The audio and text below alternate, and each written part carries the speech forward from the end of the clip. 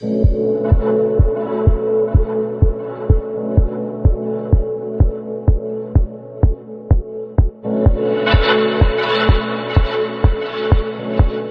very few nights like this, but the nights like this you gotta remember.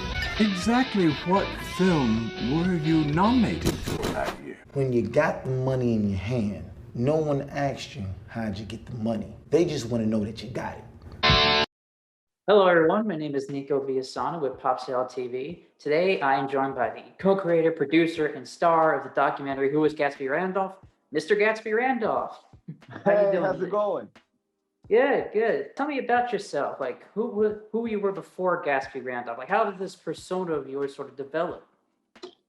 Well, I was born. My government name is Kobe Randolph, and I always tell people it's not like I put on a magic cape and became another different person. It's more of just an extension of my imagination. So as a kid, I would always watch these ideals through media, whether that be TV, film, music, and I think we're all inspired by whatever specific ideals you like, right? For me, it was like I used to watch my grandfather, get dressed and listen to Frank Sinatra and Nat King Cole. And I remember him putting on his white dinner jacket. So I adapted a little bit of that, but this modern sarcasm of wit comedy, like, Fresh Prince of Bel-Air, or, Eddie Murphy on Boomerang or Raw. So like all these characters that influenced me and really what I thought Hollywood would be once I got here. You know what I mean? All of that pretty much formed the persona of Gatsby Randolph. Tell us a little bit about these parties. What was like the first big sort of event that you remember going to? To give you some context, to give you a little context, I stumbled upon this. I didn't know that, I had a nightlife background. Like, I was a DJ and party promoter myself as a teenager, and I owned a club when I was 22. So when I was 22, I owned a 10,000 square foot nightclub in downtown Nashville when I was in college, and wrote even a book that's out now called The Champagne Life about how I was able to do that. After that, I wanted to get into the music industry, and that rabbit hole brought me to Hollywood. And once I got to Hollywood, on my day one, I thought I was going to receive this $1 million check, and the deal went left me on the side of the street, was nowhere to go, quintessential Hollywood story.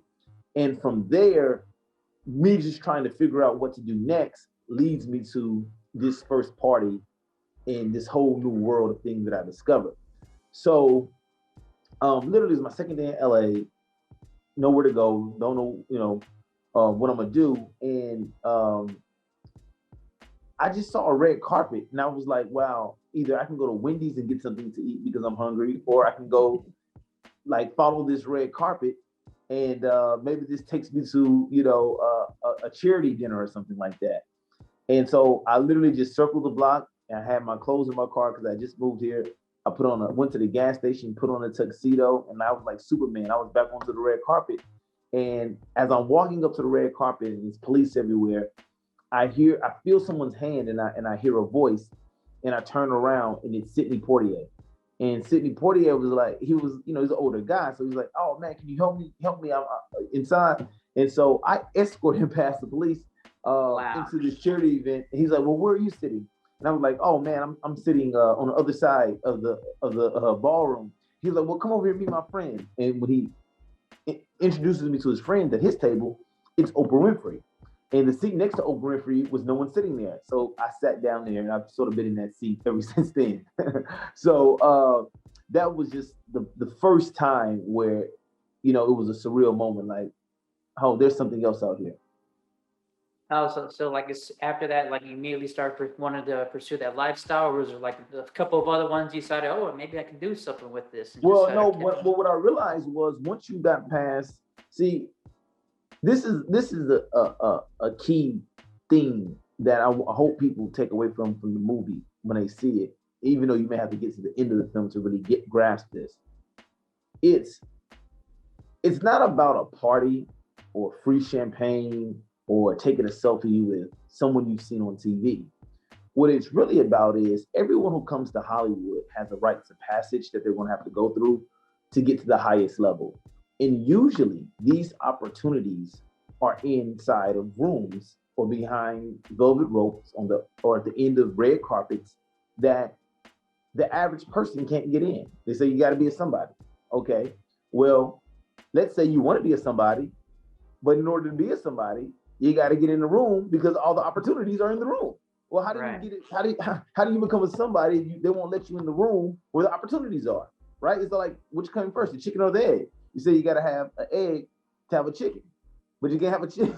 But you can't have a chicken unless you have an egg, right?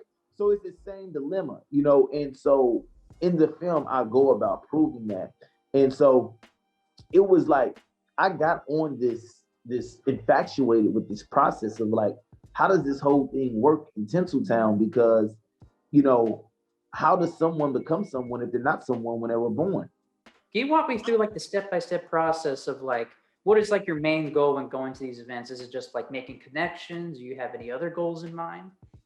Well, at the time, you know, and I keep saying at the time because I want to put you in the mindset of not me as the filmmaker making the movie, but me as the actual person, you know, experiencing the experience that the film's about, right?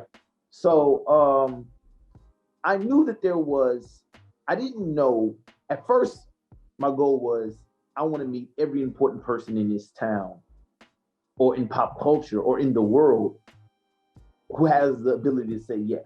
Because I didn't want to get caught up in coming from middle America, you know, you had to deal with middlemen. You could never get to the person who could say yes, you know? So now that I was in Hollywood, in the geographical location of the people who could say yes, I wanted to make sure I had a relationship with everyone. And when I got down on that hunt, I realized that whether it was me trying to get a record deal or trying to start a business, or even if I didn't have a goal in mind, there was value in the human connection. And I think that a lot of people, especially in this town, are one-dimensional. They're flat. What I mean by that is still nice people, but sometimes most people are recruited here. Like LA has a lot of transplants, like myself. But most of those transplants are recruited because they did one thing really well from their hometown. An NBA player, you know, there's multifaceted NBA players, but the majority, most of them just play basketball well. Or most people who won Oscars, they were just really good at acting in drama class. Or most people who, you know, are Grammy Award winners, they just could sing really well. And as you get recruited to come somewhere, I think when you get on a national platform, you get a lot more credit to do all these other things. And then when people meet you, they're like, oh man, why was he like that? So I saw that where the real value was understanding people and having gravity and having texture, you know. And I realized that even though that wasn't an ordained talent or that was, you know, nationally recognized, that's still a talent. You know, being a social architect is a talent, and understand how to have a human connection, because people categorize you. I have a rule. People categorize you in the first 30 seconds in 3 categories. Either it's personal, it's business, or it's irrelevant. That's it. And I realized that, well, if you go through the business category and your business plan's not together or whatever, you know, your prospectus is doesn't work, you may lose that relationship. If you say something that's irrelevant to the conversation, it's going to be exactly that. It's going to be irrelevant. But if you can make a human connection with the person, then you may gain a new friend. And then from that friendship, you can take it anywhere you want to take it. Creating this amazing documentary. So what can people expect from it? There's a lot of nuances, I mean, in this film that haven't been done before. This was a 7-year process. I mean, I lived what you're going to see for 2 years, and it took me 5 years to make what you want to see. I had to go find these people, like Bowfinger style, again, and relive something that we had done prior to this. And at the time, they were unaware of it. Shoot the scene, get the scene. So it's one scene with me and Jay-Z. That scene took 2 years to shoot because I had to go find Jay-Z. And then it had to be in the same setting of in the script that happened in real life, and then redo what happened in actuality over and make it look like it's real time. And then we shot the film at the climax scene takes place Oscar night at Vanity Fair Oscar party.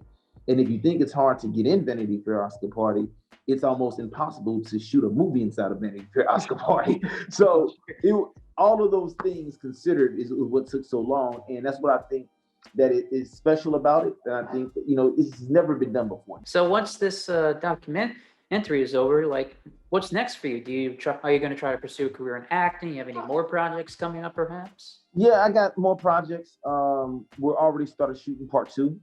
Who is Gatsby Randolph part 2? COVID has made that very interesting, but I think Gatsby's going to go take over a different country in part 2, which you'll see. Then I have just other scripted films I'm going to do. This was a cornerstone of my production company, the new Rat Pack.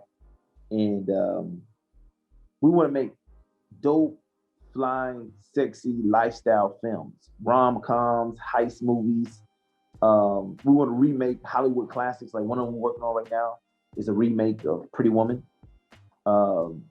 And it's going to be a modern version. So that's going to be really, really interesting. So yeah, this is only the beginning.